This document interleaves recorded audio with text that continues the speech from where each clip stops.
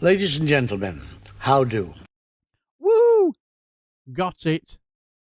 Yes, because I found this bit of a Gammon article where somebody who we know so well, yes, these two Tory defects, Reform can put out the bunting even before the election. On Widdicombe, Granny Waddlebottom. Yes, wrote an article for the KGBBs. Yes, you cannot have it both ways if we need to make sure that we have enough experience in reform to be the next government. Then, by definition, we need to take those who have it. As I wrote on my Substack this week, my God, I can imagine that'll be absolutely hilarious. That is pretty elementary. Therefore, those who are becoming concerned that we are taking too many Tory MPs are effectively saying that we should not be looking for experience.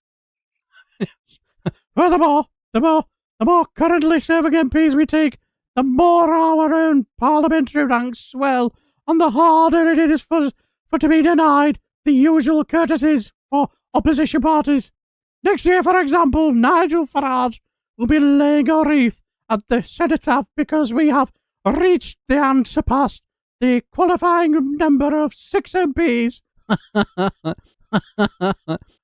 is not to say that reform should take anybody and everybody from the declining Conservative ranks, and we don't. I am in two minds about the deadline of May the 7th, simply because I believe that with 3 years still to go, there will be suitable people wanting to come over.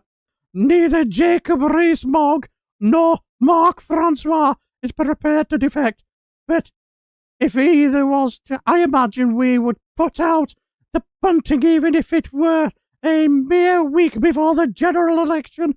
What is important is that we take only those with a proven track record for sharing our values, including those who may have started in a different place and then went on a journey. I know which journey I'd love to send them. The reason that I have so consistently opposed any deal with Badenoch is that the Tory party is stuffed full of neoliberal wets, and I don't want them within a mile of us.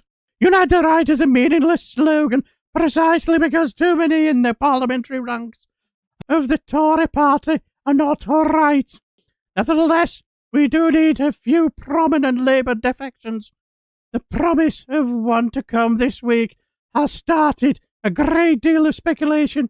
Kate Hoey, you listen to it? John Barn? Indeed, this week, when I saw that Jack Straw had signed a statement that it was quite possible for the UK to leave ECHA without the legal complexities forecast by many, I had a wild notion that it might be him. I wouldn't like to see any of her wild notions.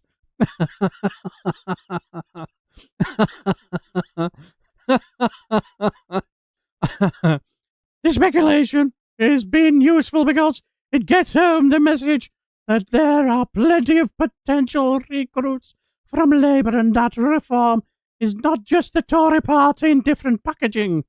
I happened to see Andrew Rosindale just a few days before his defection. I was sitting in the House of Commons Central Lobby waiting to see Danny Kruger. When Andrew, passed by, I asked him when he was going to join us, and he demurred and then distracted me by talking about a mutual friend. Inevitably, people are talking about Zahawi and Generic, and rightly so because they bring their experience, but it is my belief that the quieter defection of Rosendale is more significant because he is a typical right-winger who hitherto has hesitated to give up on the party which brought him to Parliament.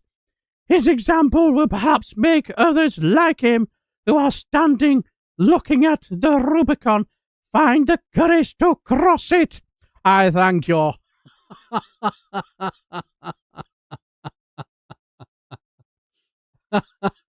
I'm sorry for scaring you, my friends.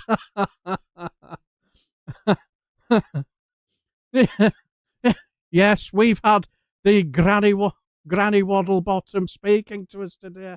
Hello, Mr. Blase.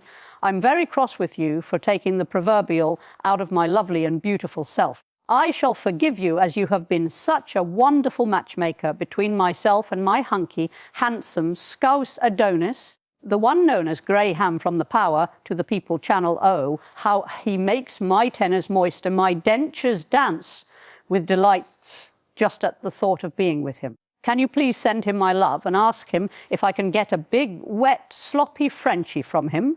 P.S. You are still a very bad man for impersonating me. Don't do it again, Mr. Blase, or I will send my dentures in the post to you. Chat again soon on your Friday Frolic show.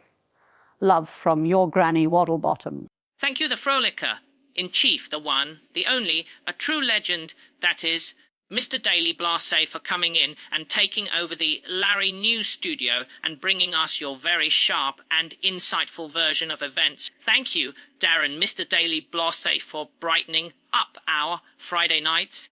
Well, folks, if you enjoyed this video, then not only are you lovely people, but you also have great taste, and you should also subscribe to the Two Davies for news and politics from a very Scottish perspective, and that rantastic Mr. McGuinness. You should also subscribe to Mr. Daily Blase's channel for merriment, mischief, and the Friday frolics. Cue growling cat.